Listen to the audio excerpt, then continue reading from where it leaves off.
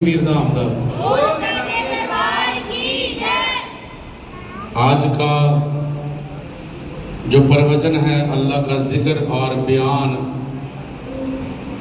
उसको शुरू करते हैं। संक्षेप में समझेंगे।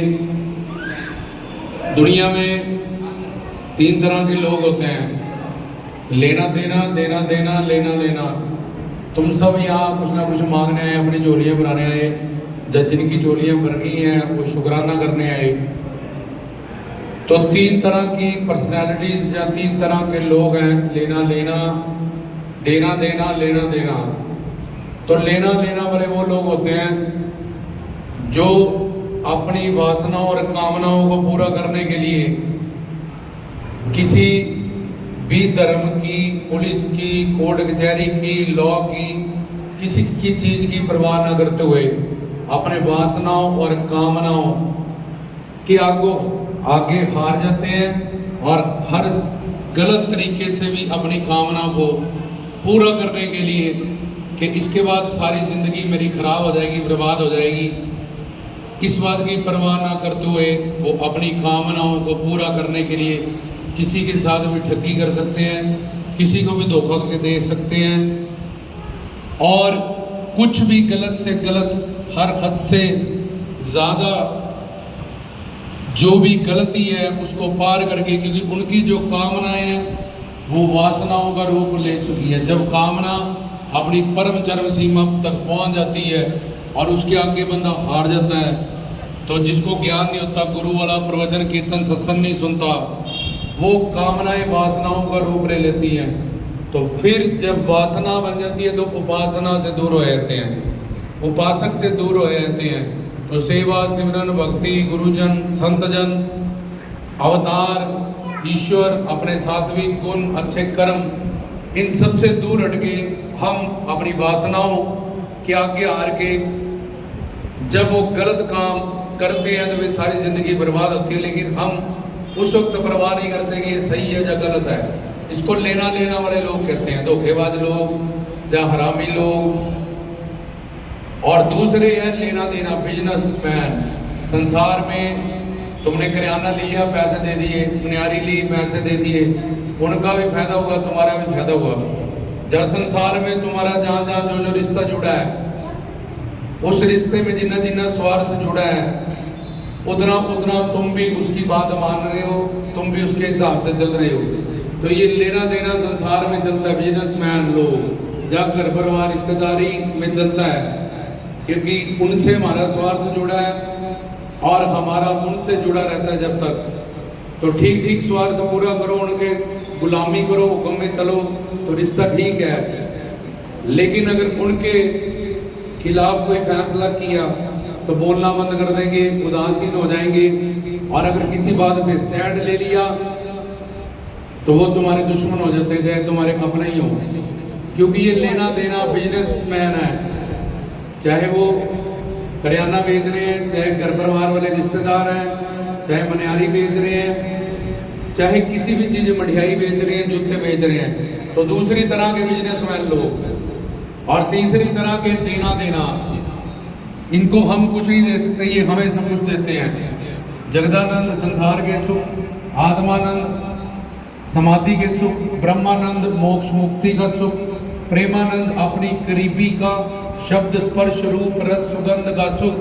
क्योंकि वो अवतारी हैं, वो संत हैं, वो महात्मा हैं, मानव चोले में उनका अवतरित अवतार हुआ है, वो इस दुनिया में आए हुए हैं, उनका आना जाना है, जन्मना मरना नहीं है। तो ये देना देना वाले लोग हमें कुछ दे सकते हैं, जिनमें पीर फकीर, पूर्ण सदगुरु, भगवान और अवतार आते हैं। अब तुम कुछ ना कुछ लेने आए, तो इन तीनों में से तो जो देना देने वाले हैं वो संत, अवतार, गुरुजन या ईश्वर, यही सब हमें दे सकता है। बाकी सब बिजनेसमैन है संसार में, जहाँ बाकी अपनी कामनाओं या अपनी वासनाओं से तंग है, उनको पूरा करने के लिए हमारे साथ फरेब करेंगे, ठगी करेंगे, धोखा करेंगे, इस्तेमाल करेंगे, हमें यूज करेंगे। अब ये देना देना वाले लोग हैं, जो इनको कैसे मनाया जाए? पीर बाबा जी हो, संत हो, अवतार हो, महापुरुष हो, क्योंकि देना देना वाले हैं और हम कुछ ना कुछ लेने आए हैं। कोई संतान सुख, कोई पैसा, कोई दौलत, कोई बरकत, कोई घर परिवार में सुख शांति प्रेम आनंद, कोई अपने कारोबार में बरकत, कोई अपने कारोबार में तरक्की। तो अब ये लेना लेना वालों से हमें 6 चीजों का ध्यान रखना पड़ेगा। पहला कि जो दरबार से हुक्म लगाया जाता है संतों का, महात्माओं का, पीरों फकीरों का, उन्हीं के अनुकूल रहे। दूसरा, उनके प्रतिकूल ना जाए कि मेरा काम नहीं बन रहा है, बाबा जी तो ये काम कर नहीं रहे, जब गुरु जी झोली भर नहीं रहे। पहले ही तुम्हारे बुरे कर्मों से तुम्हारे काम रुके हैं, तुम्हारे पापों से, और ऊपर से तुम अवतारों में, संतों में, भगवान में, गुरुजनों में और ज्यादा कमी निकालोगे तो फिर तुम्हारा दंड बढ़ जाएगा, तुम्हारे काम और फंस जाएंगे। अगर मुसीबत के समय, दुख के समय जो काम नहीं हो रहे तो उसके प्रति तुम्हें तो उनके पास जाना है जो तुम्हारे काम कर सकते हैं, उनकी सेवा सिमरन भक्ति प्रेम करना है। लेकिन तुम उनको भी उल्ट पुल्ट कहने लगे तो अब तुम्हारे काम और फंस जाएंगे, अब तुम्हारा दंड और बढ़ जाएगा। इसलिए पहले नंबर पे उनके अनुकूल रहे, जो वो हुक्म करते हैं, जो वो रास्ता दिखाते हैं वैसे चले। दूसरा, जब तक काम नहीं बन रहे तो तब तक अगर अनुकूल नहीं है लेकिन प्रतिकूल ना जाए, बुरा भला ना के ये मत सोचे हमारा काम नहीं होगा, जब हम इतनी देर से आ रहे हैं हमारी झोली नहीं भरेगी, हमारी सुनवाई नहीं हो रही, तो ये प्रतिकूल भाव हो गया। तो इससे तो फिर तुम्हारे और काम बिगड़ जाएंगे। उनमें पहले तुम्हें पाप लगा हुआ था, अब तुम्हें नामापराध लग जाएगा कि तुमने गुरुओं पीरों संतों फकीरों में अवतारों में ईश्वर में कर्म तो खुद किए, पाप तो खुद किए हैं और कसूर भगवान का निकाल रहे हो। तो इसलिए अनुकूल रहें और प्रतिकूल ना जाएं, क्योंकि अनुकूल रहेंगे चौकियां भरेंगे, तन मन धन से सेवा करेंगे, हुक्म की पालना करेंगे। आज कल परसों इस चौकी में, अगली चौकी में, उससे अगली चौकी में तुम्हारा काम होने वाला है वो साचे दरबार की। तब तक तुम्हें सब्र संतोष रखना है कि मेरे पाप ज्यादा होंगे, मुझे ज्यादा भक्ति करनी है, मुझे तन मन धन की सेवा। अगर मैं 1 घंटा जाता हूँ काम नहीं बन रहा, 20 रुपये दान करता हूँ काम नहीं बन रहा, 10 प्लेटें साफ करके आता हूँ झाड़ू पोछा तब भी काम नहीं बन रहा, इसका मतलब मेरे पाप ज्यादा हैं, मेरे कर्म ज्यादा बुरे हैं, इसलिए मुझे उसको बढ़ाना है।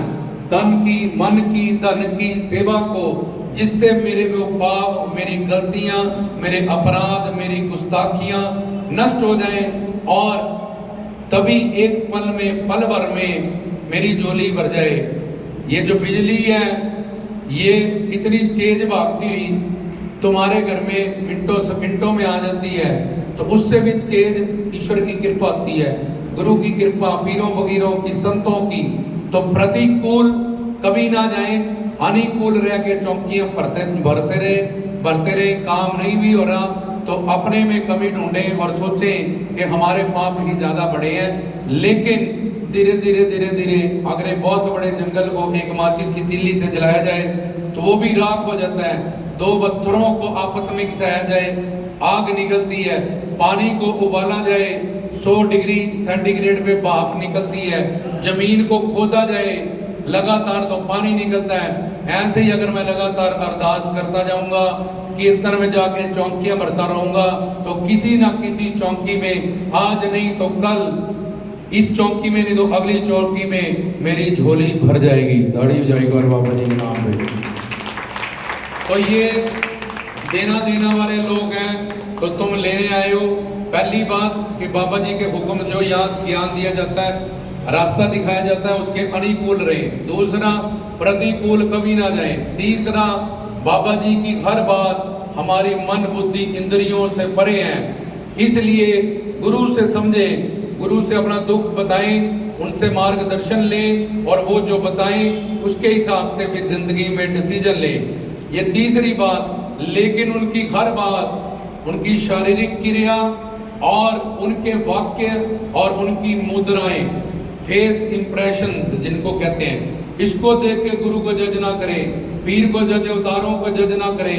नहीं तो कृष्ण भगवान हो, गुरु नानक देव हो, पीर फकीर हो, रामचंद्र जी हो, कोई भी आदि शक्ति हो, तुम धोखा खा जाओगे अगर तुमने ये 3 काम किए। क्योंकि गुरु एक ज्योत का नाम है, ज्ञान का नाम है, पर्सनैलिटी का नाम है। जैसे टीचर के पास जाते हैं ए फॉर एप्पल पढ़ने, तो टीचर उस क्वालिफिकेशन का नाम है जिसके पास वो ज्ञान है। डॉक्टर, उसके पास MBBS, MD, MS, ये सारा ज्ञान है। ऐसे ही गुरु एक ज्योत का नाम है, एक शक्ति का नाम है, एक ज्ञान का नाम है। वो सांचे दरबार की शक्ति हमारा काम कर सकती है, ज्ञान हमारा अंधकार मिटा सकता है, ज्योत हमारे पापों को भस्म कर सकती है। इसलिए गुरु ज्योत स्वरूप हमारे पापों को भस्म करते हैं, ज्ञान स्वरूप हमें अज्ञानता को मिटाते हैं, और शक्ति स्वरूप करामात करते हैं जीवन में। बोल सांचे दरबार की। तो ये तीसरी बात कि हम अनुकूल रहेंगे, प्रतिकूल नहीं जाएंगे। उनकी हर बात हमारी मन बुद्धि इंद्रियों से परे है, इसलिए गुरु से ही समझेंगे जाके। जो हमें समझ में नहीं आ रहा, शिष्य बन के जाएंगे उनकी शरण में। जो भी दुख है उसके लिए मार्गदर्शन और उसके लिए रास्ता लेंगे, फिर उस रास्ते पे चलेंगे। जब हम उसके अनुकूल हैं, गुरु के, पीरों फकीरों के, संतों के अवतारों पे, तो वो हर काम में हमारे साथ खड़े होंगे, हर काम में हमारी रक्षा करेंगे। ये चौथी बात।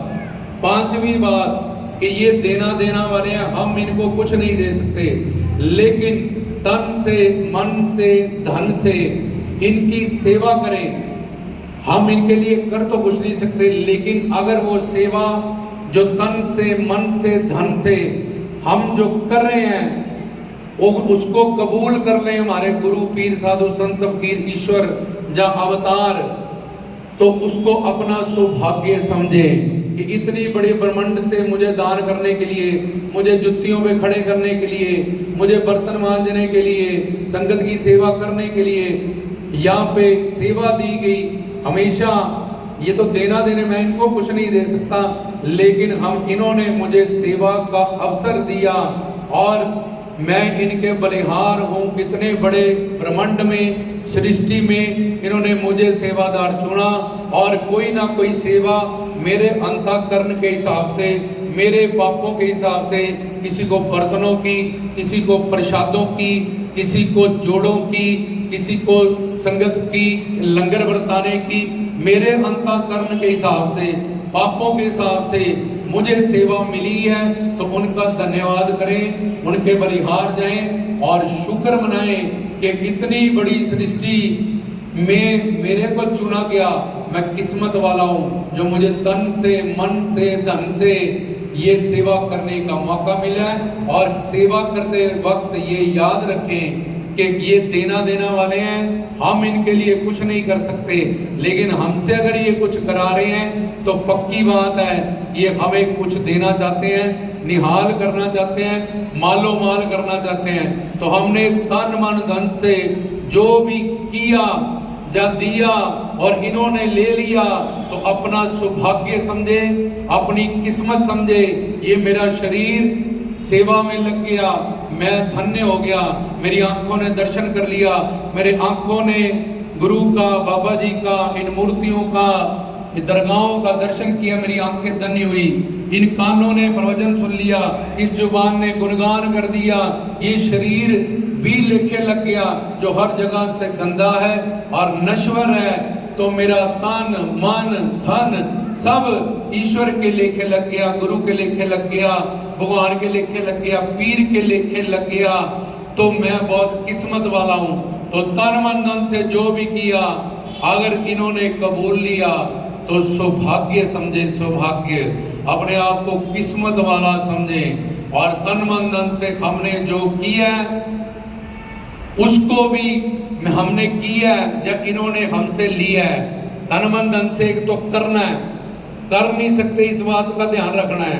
हम किस्मत वाले बलिहार जाने, लेकिन हमने कभी कुछ भी ये देना देना वाले जो पर्सनालिटी हैं, अवतार, संत, गुरुजन, उनके लिए तन मन धन से कभी भी कुछ किया है, इस बात को भी जैसे तन मन धन चढ़ाया है, इसको भी साथ में चढ़ा देना है। इस बात को भी ताड़ी बजाओ। जब तुम ये काम करोगे, अनुकूल रहोगे, प्रतिकूल नहीं जाओगे, और जो तुम्हें कहा गया कि गुरु की शरण में जाके ही उनसे समझोगे, जो तुम्हें समझ नहीं आ रहा, तुम्हारी मन बुद्धि इंद्रियों से परे है, और फिर तुम्हारे वो रक्षक हैं, हर काम में तुम्हारी रक्षा करेंगे। तन मन धन से अगर तुम्हें कोई सेवा दी गई, तुम सौभाग्यवती हो या सौभाग्यमान हो, लेकिन तुमने कभी इनके लिए कुछ किया है जो सारी दुनिया कायनात के लिए करते हैं, सृष्टि के लिए करते हैं, अपने एक संकल्प मात्र से कर सकते हैं, तुमने इनके लिए कुछ किया है, इस बात को भी उनके चरणों में समर्पित कर दो। तो ये देना देना वाले लोग, जब तुम ये 6 बातें ध्यान में रखोगे, तो जो भी चाहोगे वही इन देना देने वाले अवतारों से, संतों से, पीरों फकीरों से, गुरुजनों से जरूर पाओगे, बहुत जल्द पाओगे। इसलिए अपने ये 6 बातें याद कर लो और इन 6 बातों को अपने जीवन में ले आओ कि हमेशा बाबा जी के अनुकूल रहना है, गुरु के, अवतारों के, संतों के, भगवान के, ये उन्हीं के अलग अलग नाम है। दूसरा, प्रतिकूल कभी नहीं जाना। तीसरा, उनकी हर बात हमारी मन बुद्धि इंद्रियों से परे, उनकी शरण में जाके हर दुख का निवारण लेना है, रास्ता लेना है। चौथा, वो हमारी रक्षा करेंगे क्योंकि हम उनके शरणागत हैं, हम उनके अनुकूल हैं, तो उनकी जिम्मेवारी है हमारा ध्यान रखना, हमारे दुखों को मिटाना, तो हमारे लिए वो काम करेंगे। जैसे मिट्टी कुम्हार के हाथ में दे दो, वो समर्पित है, कुम्हार घड़ा बनाए, कुम्हार सराई बनाए, कुम्हार कोई भी मिट्टी का बर्तन बनाए, मिट्टी अपना आप कुम्हार के हाथ में दे देती है। ऐसे ही जब हम अपना जीवन गुरु के, बाबा जी के अवतारों, संतों के हाथ में दे दोगे, तो उसको खूबसूरत बना देंगे, सुख शांति प्रेम आनंद में बना देंगे, हमारी झोलियां भर देंगे, और तन मन धन से सेवा करें, अपना पाप नष्ट करें, और हमने इनके लिए कभी कुछ किया है इस बात को भी साथ में चढ़ा दें, और मालो माल हो जाए, निहाल हो जाए। बोल सांचे दरबार की जय।